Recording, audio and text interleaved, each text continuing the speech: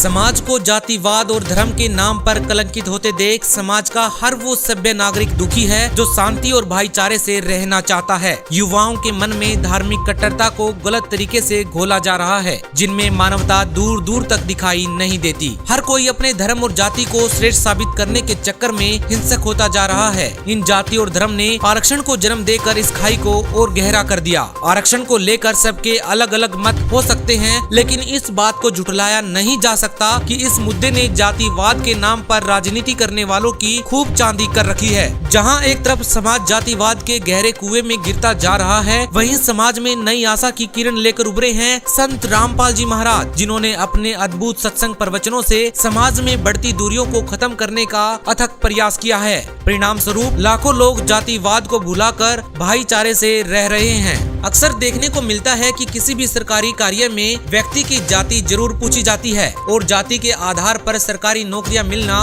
एक आम बात है। तो आज के इस कार्यक्रम में जातिवाद के कारण होने वाले भेदभाव पर भी नजर डालेंगे। जाति, जिसे इंग्लिश में कास्ट बोला जाता है, ये क्या है, कैसे बनी और किसने बनाई और क्यों बनाई। आज हम इस कार्यक्रम में जातियों में होने वाले भेदभाव के पीछे का रहस्य भी बताएंगे और जानेंगे कि आखिर जातियां बनाई ही क्यों गई। जब सब मनुष्य हैं और सबका शरीर एक समान है, तो पैदा होते ही ऐसा क्या हो जाता है कि हमें विभिन्न जातियों में बांट दिया जाता है। आखिर ये भेदभाव क्यों? सभी सवालों के जवाब जानने के लिए वीडियो को अंत तक जरूर देखिएगा। भगवान ने इंसान बनाए थे, परंतु आज इंसान अलग अलग जातियां बनाकर भिन्न भिन्न जातियों में बट गया है। कोई ब्राह्मण बन गया तो कोई क्षत्रिय, कोई वैश्य बना तो कोई शूद्र। जब सब मनुष्यों के शरीर एक जैसे हैं, सबके शरीर में एक जैसा लहू बह रहा है, तो फिर ये जातियां क्यों? हालांकि वर्णों में कोई शारीरिक विभिन्नता नहीं है। सैकड़ों वर्ष बीत गए पर जातिवाद नहीं मिटा। आज वर्तमान में लोगों की स्थिति ऐसी है कि लड़ रहे थे सब, तो मैंने पूछ लिया कि बात क्या है। भीड़ ने तुरंत पलटकर पूछा कि तेरी जात क्या है।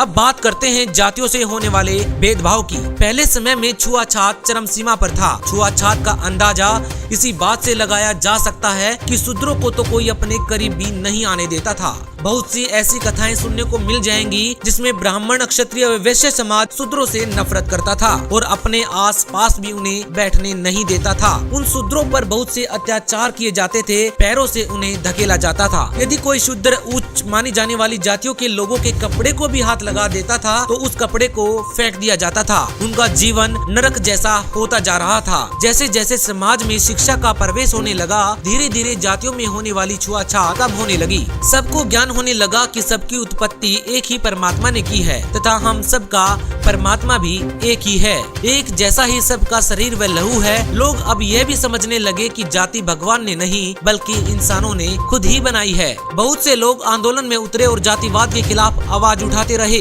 जातिवाद को खत्म करने के लिए 600 साल पहले कबीर साहिब जी ने, संत रविदास जी ने, डॉक्टर BR अम्बेडकर ने पूरी कोशिश की, जिस कारण से आज समाज में जातिवाद बहुत ही कम हो गया, पर पूरी तरह से अभी भी समाप्त नहीं हुआ। ये जरूरी नहीं कि जो गरीब है वो दलित ही होगा या जो अमीर है वो ब्राह्मण या वैश्य ही होगा। आज कोई भी इंसान अमीर हो सकता है तो कोई भी गरीब। आज जात पात के कारण होने वाले भेदभाव में कमी आई है, परंतु जातिवाद देश में अभी भी पूरी तरह से समाप्त नहीं हुआ है। हम जातिवाद से हटते हैं तो धर्मों में बटे हुए मिलते हैं। धर्म के ठेकेदार धर्म के नाम पर लोगों को आपस में लड़वाते हैं। राजनीति में जातियों का इस्तेमाल किया जाता है। ये सब ज्ञान होने के बावजूद मनुष्य एक होते हुए भी अनेकों में बट गया है, जिसका कोई न कोई फायदा उठा ही लेता है। समाज से जातिवाद खत्म हो, भेदभाव का अंत हो, इसके लिए एक महापुरुष सामने आए हैं जिनका नारा है, जीव हमारी जाति है, मानव धर्म हमारा, हिंदू मुस्लिम सिख ईसाई धर्म नहीं कोई न्यारा।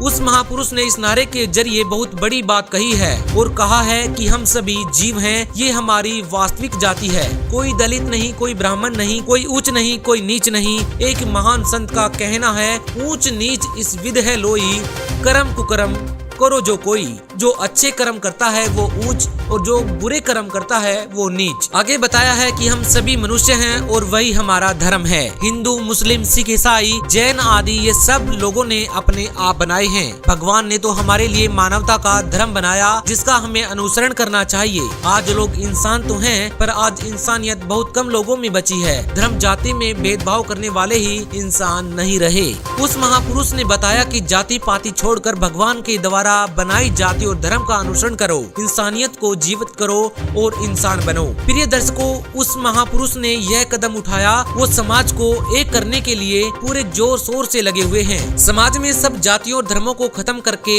एक धर्म, मानव धर्म को शिखर पर लाएंगे।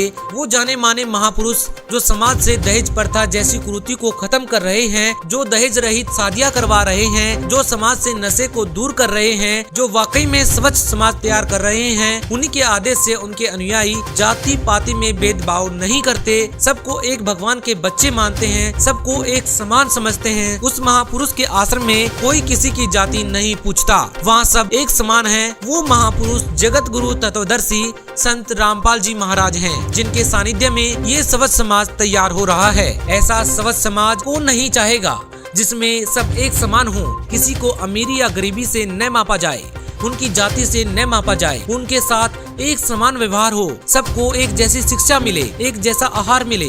यही समाज तैयार कर रहे हैं जगत गुरु तत्वदर्शी संत रामपाल जी महाराज। आप सब भी अगर ऐसा समाज चाहते हैं तो उनका अनुसरण करें और उनके मिशन का हिस्सा बने, जिससे समाज से बुराइयों का अंत जल्दी हो सके और सभी सुखमय जीवन व्यतीत कर सकें। धन्यवाद दोस्तों।